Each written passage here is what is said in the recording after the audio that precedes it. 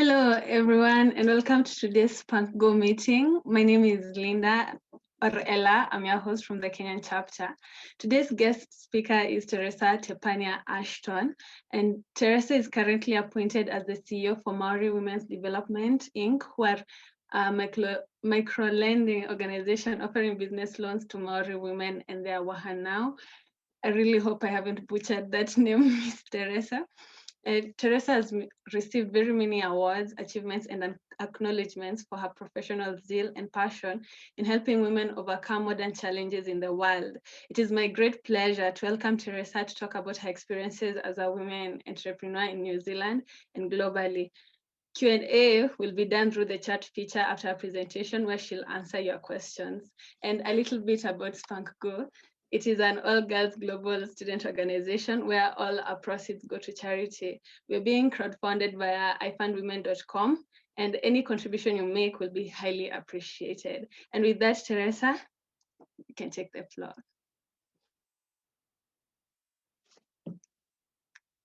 Please unmute yourself. Tēnā koutou katoa. He uri tēnei no te taitokoro o Aotearoa nei. E te tātōku pāpā no Ngāti Kahu ki Whangaroa. E te tātōku mama no Hokianga Hakapau Karakia. Ko Teresa Tepanai-Ashton tōku ingoa.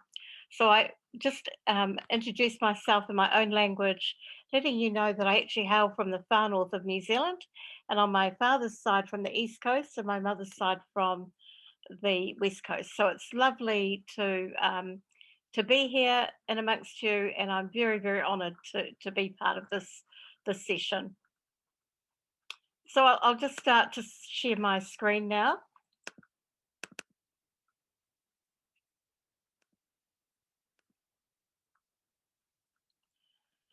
The Māori Women's Development has actually been established for more than 30 years. We've been around for quite a while.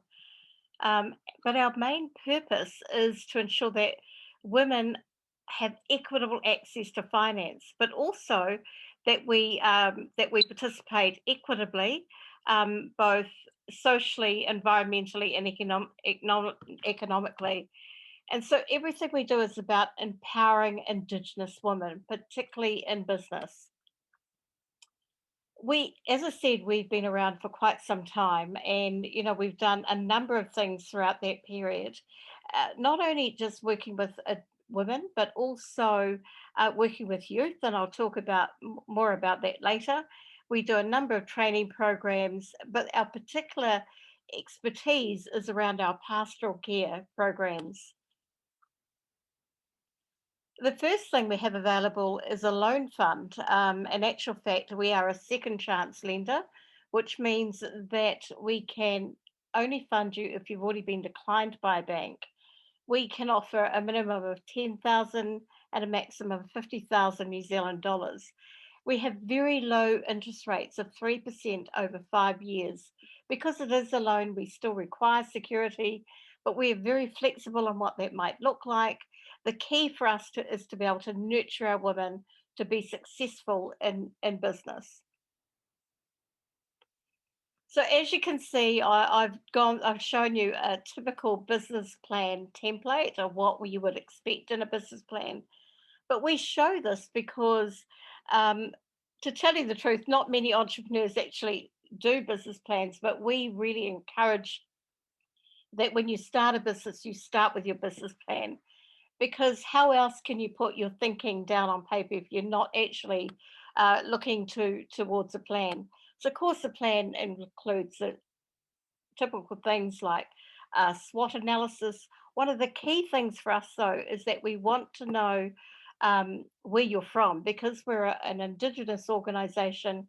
We actually only assist other Indigenous women native to New Zealand. So we actually collate genealogical information from our applicants. The other thing is that we want the business plan to be simple. We don't want a 100-page document. We want something that's written in your words, that's simple, that is is to the point basically. But more importantly, when you're applying for a loan, We want to know what you're doing with the money. I mean, it's really important that we know what it is you're actually trying to utilize the money for, but also, um, in actual fact, how you can pay that back. So, financials are of course, extremely important as well.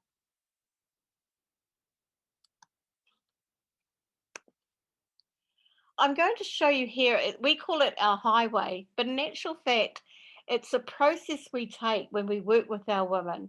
You know, we get inquiries, it could be the email, social media, all sorts of manners, whether it's phone calls, etc. And once we receive that inquiry, we immediately do a business health check. And that just takes a 30 minutes over the phone, or we have an assessment app as well that sits on our website where we actually check not only your business health, but your financial health as well. And really, whether or not you understand the requirements within business. And that's okay if you don't, because we have other opportunities available to all of our women as they proceed throughout the highway. So I mentioned pastoral care before, and I've already talked to you about our inquiries assessment. As soon as our inquiries are processed, we understand immediately the gaps that are required to ensure that our applicants are not only successful in their application for funding, but they have a likelihood of succeeding in business. So we have what's called Henny Boss. That's actually a 3-day training program. And we do it slightly different, where we focus on the person within the business, not just, you know, training you or teaching you how to do your plan. So it's quite different. And also we have a framework of life coaching. Why life coaching? Because many of our women come with struggles, come with pain. And so life coaching enables us to assist our women to overcome any obstacles, to move forward, you know, and see a better future for themselves. The next one in blue is called Tiaka. Now, that is actually our mentoring and service. You know, we once again we have access to life coaches, business mentors, which I'll go into more later, and also we look at specialist advisors. So that means that we have lawyers, we have accountants, and all of our services are for free. As well as we focus on He Papa Pūtea, which is the brown circle. That is actually our financial capability program. So we really assist our women to understand how to manage money, not just within their business, but also personally, because we need to gain the skills in order to move forward in our lives, particularly in business. So we're very passionate about our pastoral care. It really is the I think the primary focus of what our organisation is here to do.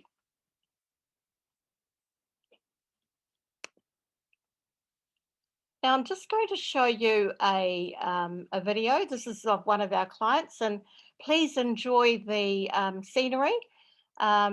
It's typical of New Zealand, and it's an enticement that one day, if ever you're here, you might want to, or once the borders are open, you might want to visit.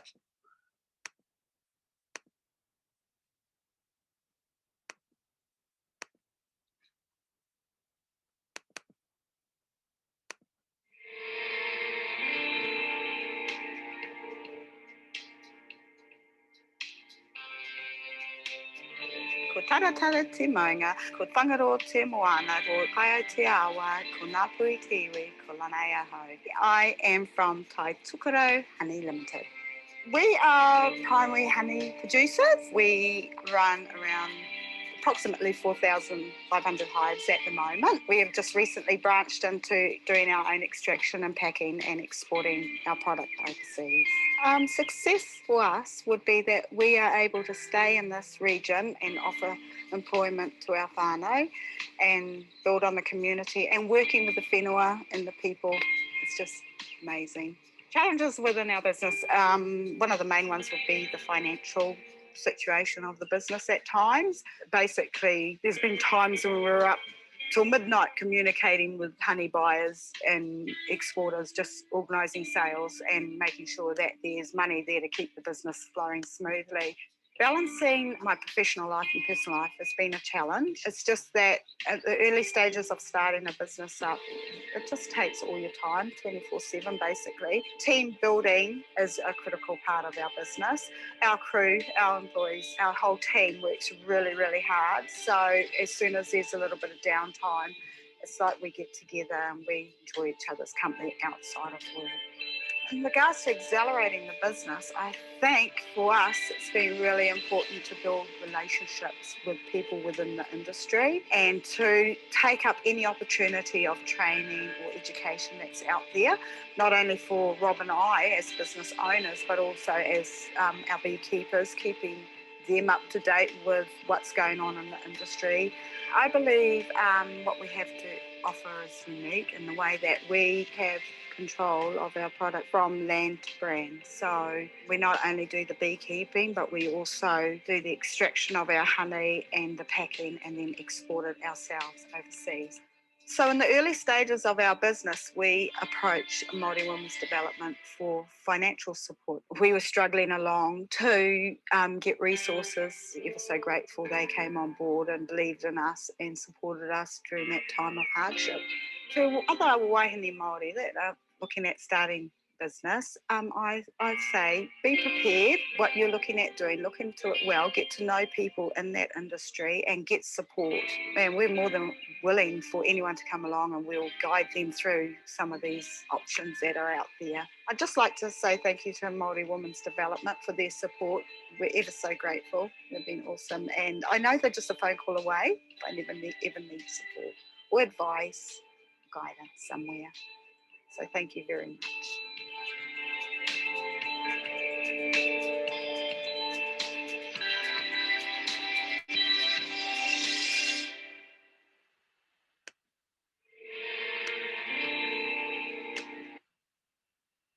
I hope you enjoyed that. So now I want to talk more about the pastoral care again. We talked about our tiaka mentors and our specialists before, and so I want to give you a sample of the types of support our women are after. And note that if there is any need that we don't currently have, we will immediately go out and source actually Māori women who are currently in business and have that expertise. We will source them to become part of this network. I mentioned life coaching, but also we have life coaching not only around us as our individuals, but also around business, and as well as coaching and retail expertise as well.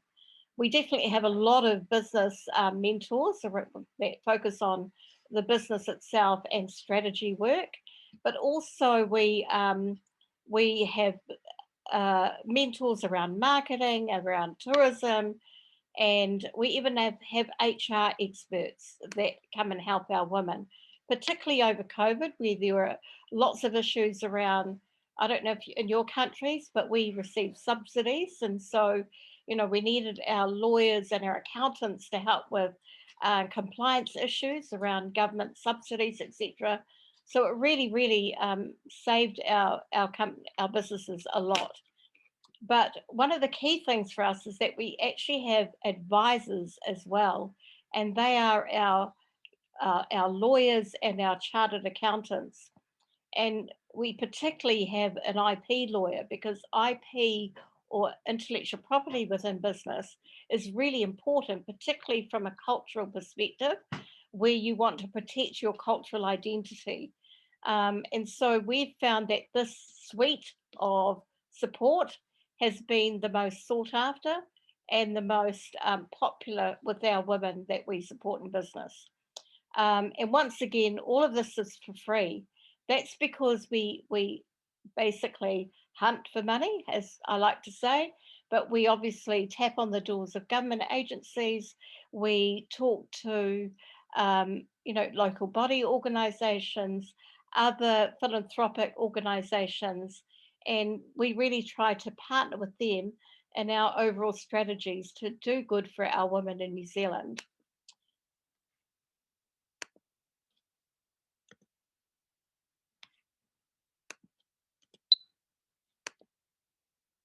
Now, I just wanted to treat you with another video, and that's because I wanted to show you the diversity of the types of businesses we actually serve.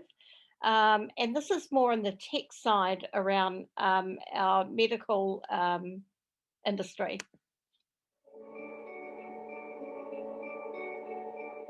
Sorry, excuse me, Teresa, but I think it's a problem with screen sharing. Sorry? There's a problem with the screen sharing, so the slide, oh, okay, now it's shown up. Sorry. Okay, I think it's a thanks. delay.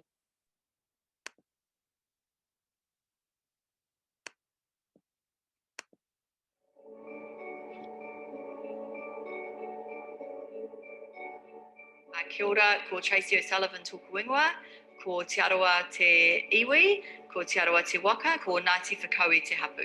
So our business, Neverluso Medical, currently is a health tech company, and we serve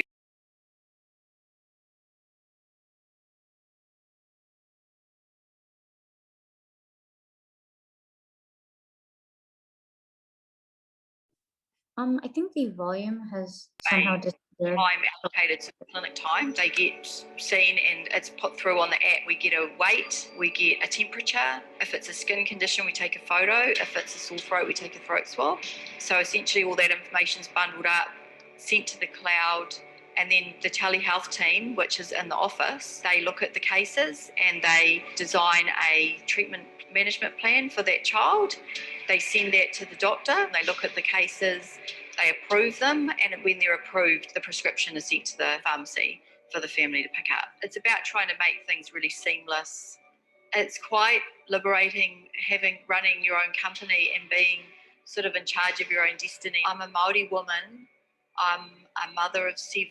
I trained as a nurse. I live in Northland, and I'm a director of a health tech company that's doing something that nobody else is doing, and we have aspirations to go global. So that would be unique. It is a challenge to balance the personal and professional, and as a couple, that comes with extra challenges as well. Our son's been diagnosed with a condition that requires quite a lot of attention, so I've had to reduce my presence to be available for him. But we do pretty well, and I don't think the kids have suffered too much for it.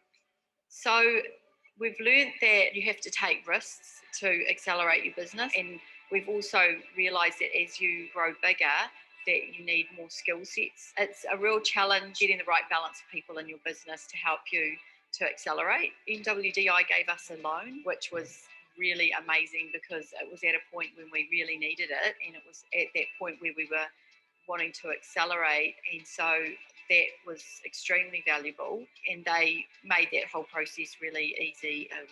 Amazing. What I'd like to say to wahine Māori who would like to start up a business would be, go for it for a start. Get out there and network with lots of people, talk to people who have done it before, get advice, build a really good team around you of people who can be those advisory people. Anyone that you know, but definitely build a team of people around you to help when you start. Yeah.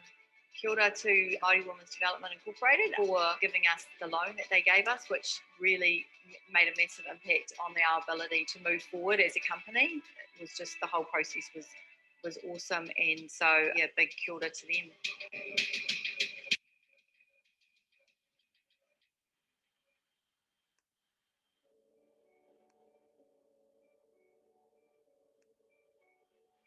Kia ora, ko Tracy O'Sullivan tōku. So I mentioned, the diversity of our businesses, and actual fact, most definitely right now, we have quite a number of women going into more male-dominated businesses like construction, roading, engineering, landscaping, and a number of other, different types of businesses. A number of them are not only running those businesses themselves, but obviously work with their husbands as well, who are more the manual labourers. But it's great. We really encourage couples to come together and to work on their businesses together, but for each to understand and value each other's roles. We definitely uplift every single woman within those companies, because we want our women to be successful. Of course, we have all sorts of other businesses like beauty, well, not so much tourism anymore, but consulting and retail, etc. So it's very, very diverse and quite vast, the types of businesses our women want to start. Definitely more so since COVID. We have found since COVID actually a huge demand on our services, with so many more women wanting to start their own businesses because they're unable to get a job, basically. And so, the tides are starting to turn. In actual fact, we started this organisation simply because 30 years ago, only men were being funded. Can you believe that? Only men were accessing funding from our banks. And so we decided that that was not good enough, hence why we ended up setting up this organisation, working out with government the issues that are surrounding our women, particularly our Indigenous women in New Zealand. And luckily, they definitely agreed with us. And 30 years later, we are still operating, pretty much still with the same issues, but things, we hope that we're making a difference along the way. And now it's my absolute pleasure to talk to you about our youth programs, because for us, we want to future prospect our youth as well. In actual fact, you can see with this program, we work with high school students, predominantly, I'd say 15 to 17 years of age. And we do a number of programs with our youth. The first one is that we have Te Kora, which is an introductory to entrepreneurship. And with that program, we actually train our students how to start or be entrepreneurial with an idea. And we teach them how to use the lean canvas model. I don't know if you've ever worked with that lean canvas model, but it's basically a very quick, I suppose, a shortened business plan model. And we have a lot of fun with that program. That program only takes 5 hours. And we know that every student who participates, we do ask them to go into groups, but every student will understand what it takes to start an idea, to get an idea into operation. So we've only 5 hours. It's very successful. In actual fact, in a couple of weeks, I've got TWP there. That's a business challenge, and we work alongside corporates. They give our students a challenge, a business challenge, and predominantly a lot of corporates don't know how to engage youth, don't know how to market towards youth, and so many of the challenges are that way inclined, where they need our youth to interpret information for them. But really, our youth act as consultants to the company. We have over 40 to 50 every year, and they break into groups and they act as consultants to the company. And after the end of 5 days, 1 week, they will actually provide or present the company with their solutions for them to use. Many of those solutions have been adopted by those companies, hence why many of those companies do support us in this program. We do have a few other programs, but the one I'm most proud of is Hei Oranga, and that is an Indigenous business training program. It's total immersion, meaning that it is totally in my language, in our native language. And that program will be an entrepreneurial program, but it will be a school program that's being adopted by Indigenous schools here in New Zealand. And we are very, very excited. It's the only one of its kind here in New Zealand. And the thing we're most proud about is that we totally adopting an Indigenous values proposition. So we're looking at everything from an Indigenous perspective, not from a mainstream perspective, but totally using our own culture to guide us in business. And so I'm very, very excited. We are all excited about that program. So that's it really, because I wanted to spend a lot of time. In fact, we're nearly up. We've got another 6 minutes to go. You know, really working with you on your questions. But more importantly, I think the key thing for us is that we need to be able to get as many women, girls in business as possible. Why? You know, I have to say that I was brought up as a young child, with my own parents starting their business. And my dad worked outside felling trees, and my mum, she worked in the office. And so we naturally gleaned all of those skills. And that's why I've been so passionate about business. The thing that I saw when I was a child is that before they started that business, we were struggling. We were fairly poor. But suddenly the business gave them options. And so it really showed me that if I can see that in my own family, why not have this available to all families? You know, because it just gives you more opportunities in life. You're your own boss. You don't have to listen or to anyone else telling you what to do. You make all the decisions. Really, you are in charge of your own destiny. And the other thing I want to say in business is which we really promote within our businesses, our women who come to us, is just to be yourself. You don't need to start your own business to be someone else. The best type of business is the business that serves you, that fulfills your purpose, and that really, really is focusing on your strengths. And so really that's what I wanted to share with you. But please feel free to look us up on our website. Please feel free to drop us a line. And also don't hesitate to contact me at any time. So now I'll just go to the questions. I think I talked about what inspired us to start the venture. I mean, it was predominantly because there was nothing else available for women. You know, if everything was, this is 30 years ago, so the only opportunities were for males.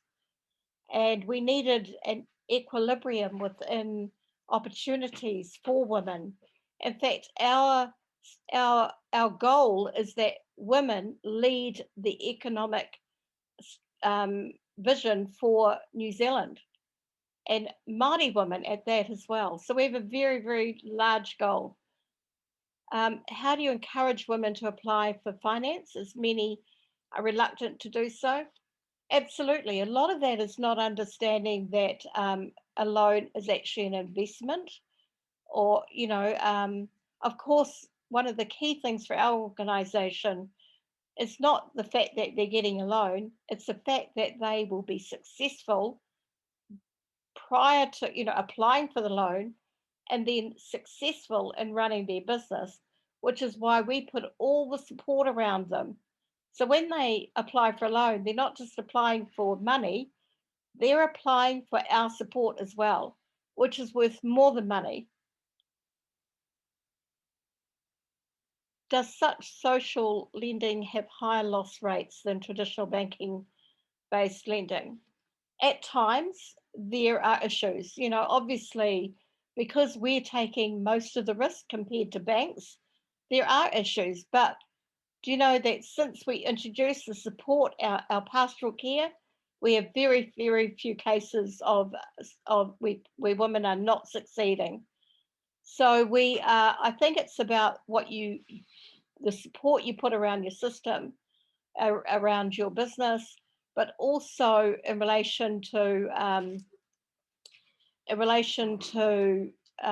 lending loss. I think it's just it's a nature. it's a typical thing that happens in business, but more so, we need to run our businesses properly. There are many challenges in any CEO's role, but I can say that mine are few and few now because I have an amazing team. To me, unless you've got a good team behind you, you are nobody. And so we do have, I do have challenges. I think the biggest challenge is getting people on board to support us, to see our vision. We've been around for 30 years, so people assume that we don't need money. That's the other thing that happens. And so I'm forever begging. It comes with the territory. Do some of these women entrepreneurs give up midway, and how do you then get them to restart, focus on their business? That definitely happens a lot. But generally, if they want to stop midway, it's either because their finances are not working for them or they are down themselves, which is why we introduced life coaching. Life coaching can instantly turn you around. It can allow you to refocus on your goals. It can impact on you positively so that you understand the purpose you have in life. And so life coaching is extreme for us. However, the other key thing is to ensure that all the other pieces of your business are operating well as well. I mean, imagine COVID. So many businesses had to close over COVID. Luckily for us, because of our support system, we had no one fail because we enabled them to divert. We had a clothes designer who had a retail shop. We helped her set up her online business. We had a tourism business who turned from tourism to being to starting a courier company. So people just diversified, and we helped them with that thinking. We got strategic people alongside them to start thinking of other avenues that they could take and make that successful. So it's a fine line, really, but with a lot of thought, you can make it happen. Can any of the girls of SpunkGo participate in your youth program? Sounds very interesting and useful. I can't see why not. I mean, we'd love to do a special program for any one of you. There's no reason why we can do, already, in fact, our 5-hour program, we currently have an option online. No reason why we can't invite you to do that. We would love to have you.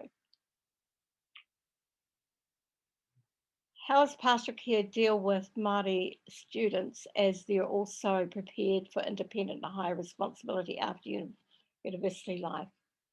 I totally agree. It's why, pastoral care, it's really, really, I think it's our middle name. We've really taken pastoral care to the other side of what that means. And that's because we care. Our youth, we've been running our youth programs for well over 10 years now, and we still engage them. So what they do is they participate in the programs, and then they come back as a mentor the next year. And then we have other people running other programs. So we put those students into other programs that are available. And then eventually we now have a handful of youth or students that we now contract to help deliver our programs. So for us, it's about a life cycle of what we call whanaungatanga or family. And, we believe that everyone who comes through us and beside us with us, we are family. And that makes a world of difference.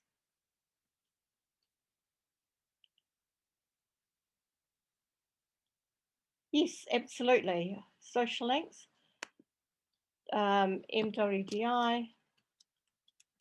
Did you want MWDI?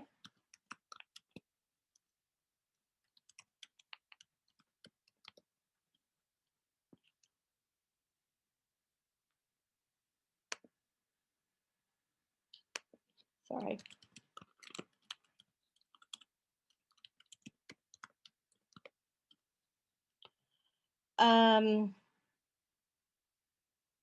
Most women are cowards to start their business, and mostly all of them are depending on their partner husbands, according to culture. Now, what can you advise so that they can wake up and stop depending? You know, Edith, if I could life coach you right now, I would love to. In fact, please contact me and I will life coach you to empower you. You know, it's a big word to be empowered. But really, maybe if we spend 1 minute right now, if everyone just closes their eyes, take a deep breath.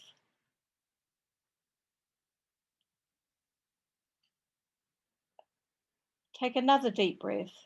In, out. And the last breath, in for 4, out for 4. Keep your eyes closed. And now envision yourself in the next 20 years. See the power around you. See the strength that you bring to this world.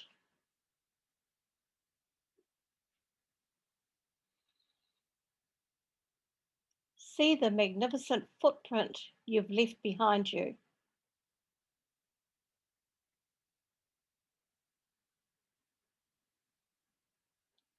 See all of the people who have supported you to get where you are today.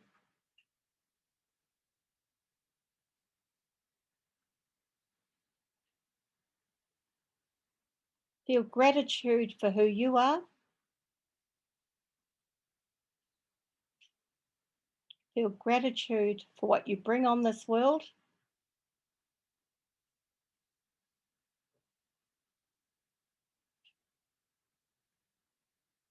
And feel gratitude for the strength you will continue to take out into the world.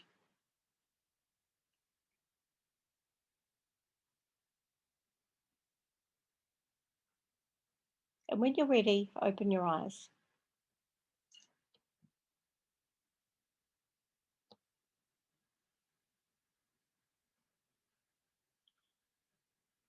So my advice is to keep gratitude books for everything that you're grateful for in life, to have vision boards and keep focused on those,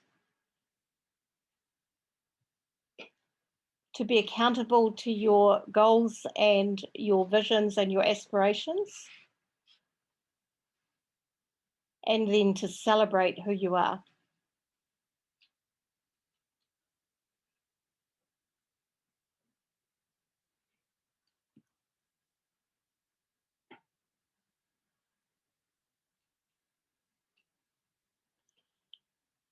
How can we make a difference to the women in our countries or our youth? Well, only you know that destiny. If you are passionate enough and if you believe in yourself enough, you will definitely open up a path for others. However, you have to worry about yourself first. So you can't help others unless you've helped yourself. But once you have, and you are true to who you are, you know your destiny, you know your truth, then everything else around you will be influenced.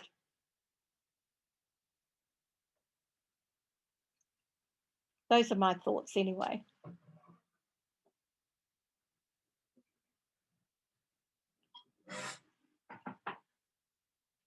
I can't see any more questions. Have I missed a question at all? There were a few up there. I will read them out just in case you missed it. I don't know if you answered this question already, but are most women in pastoral and agricultural venues, or are they in IT or such areas? They're all over.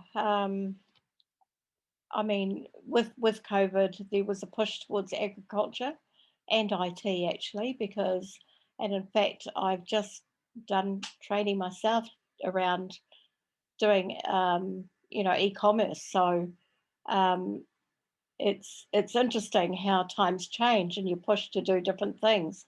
But I realized that, unless I had skills that I could learn around, that I could actually start my own website, for example, how could I teach others? And so I did the training. So when you see gaps, you've got to, apply yourself basically, and you're never too late to learn. But really, I think I showed in one of my slides that that we are so diverse.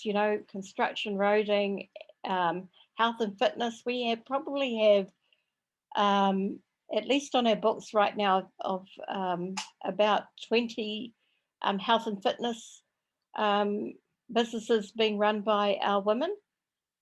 We have a lot of administration businesses because we are good at running offices and stuff like that, but a lot of our women turn that into a business.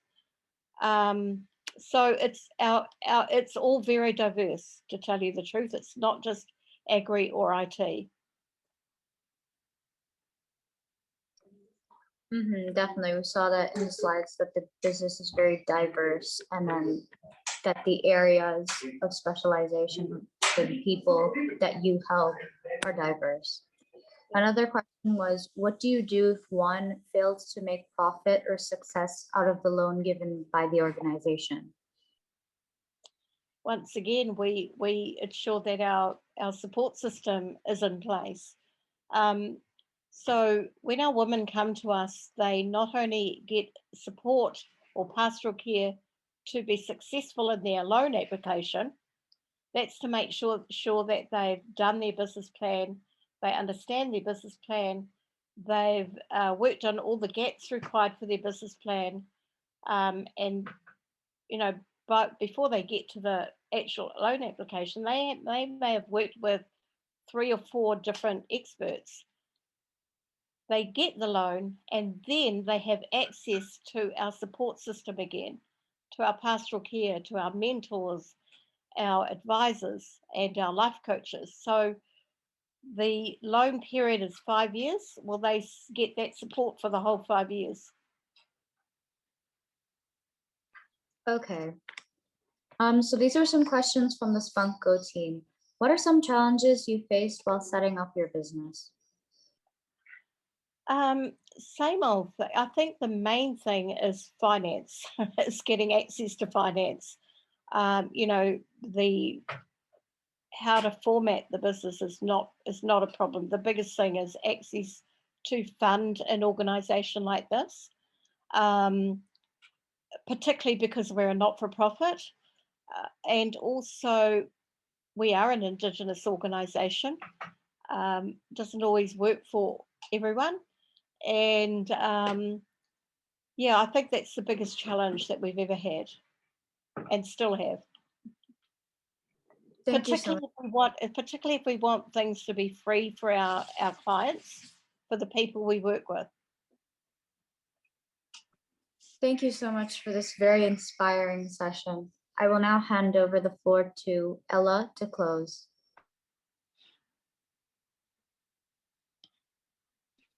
Thank you so much, Teresa, for the wonderful session that we've had. We're really grateful to have had you here. And it's actually awesome to see an Indigenous person doing something different. Most of the time we get people who are in countries that are dominated mostly by their own people, like okay, I know you get the Indigenous part. So thank you so much for this. Today we've had audiences coming from Kazakhstan, UAE, Tanzania, Uganda, Saudi, Congo, Kenya, and New York. I think there are more. If I haven't mentioned your country, I'm really sorry, but we are glad that you came. If you need any more details or want to know more about SpunkGo, you can visit our website and you'll be automatically invited to all of our future meetings. Thank you so much. This was an awesome session. And if you have any last words you want to say? No, just thank you all so much. Lovely to see some of your faces. I'm just so excited for all of your futures. Thank you.